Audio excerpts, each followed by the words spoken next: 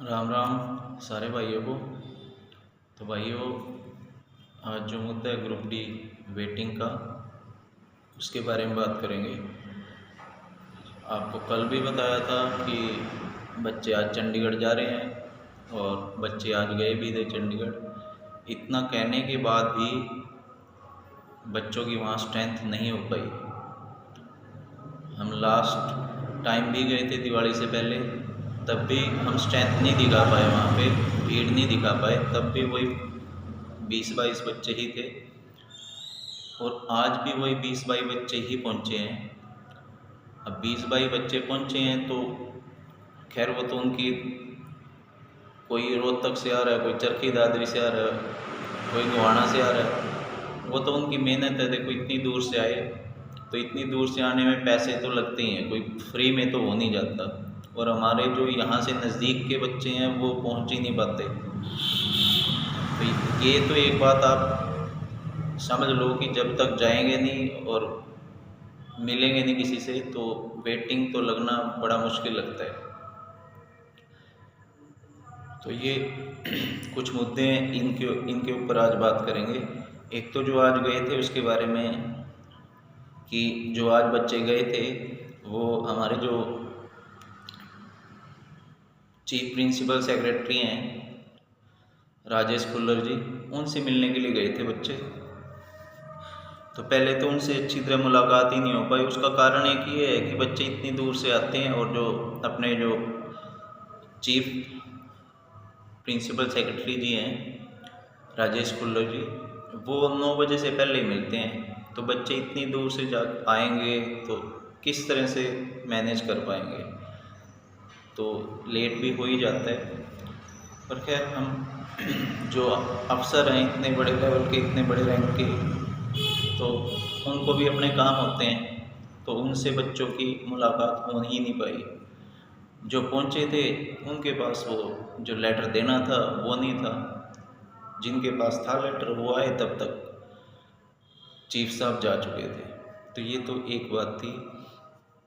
दूसरी बात है कि फिर बच्चे इसके बाद सीएम साहब के पास गए। जैसे ही बच्चे पहुँचे हैं सीएम साहब भी वहाँ से निकल गए, क्योंकि बच्चे लेट हो गए। या जो भी आप लगा सकते हो, चीफ साहब के वहाँ से जाना और फिर सीएम हाउस तक जाना, उसमें टाइम तो लगता ही है। तो ये बात हुई, वहाँ भी बच्चों को फिर कुछ भी नहीं मिल पाया।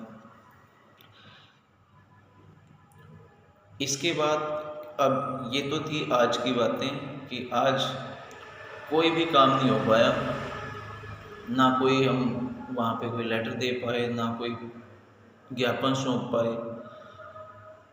इसके बाद की जो बात है, अब हम आगे पॉजिटिव बात ही करेंगे कि आगे हम क्या कर सकते हैं। कर तभी सकते हैं कि जब सभी इकट्ठा हों।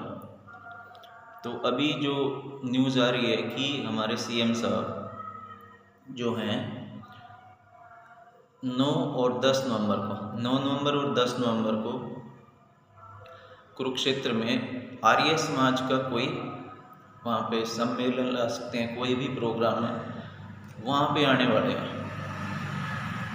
तो मैं तो यही कहूँगा कि सभी मैक्सिमम जितने बच्चे पहुँच सकते हैं कुरुक्षेत्र, वहाँ पे पहुँचे।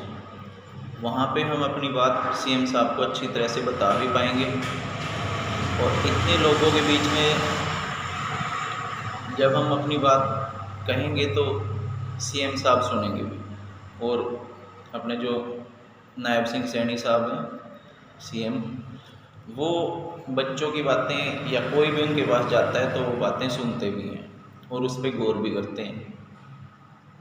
तो हमें 9 और 10 को का ये प्रोग्राम बना लेना चाहिए। जैसा भी हो पाएगा हम उसका प्रोग्राम पे विचार करेंगे। और ख़ासकर जो हमारे डिस्ट्रिक्ट हैं कुरुक्षेत्र, यमुनानगर, कैथल, करनाल, पानीपत, जींद, इन डिस्ट्रिक्ट के बच्चों को तो विशेषकर आना ही चाहिए और वहाँ पे भीड़ दिखानी चाहिए। अगर हम 50 से 100 बच्चे भी इकट्ठा कर गए वहाँ पे तो वो एक बहुत बड़ा कदम होगा और फिर हम सीएम साहब से अपनी बात पे जोर दे के भी कह सकते हैं।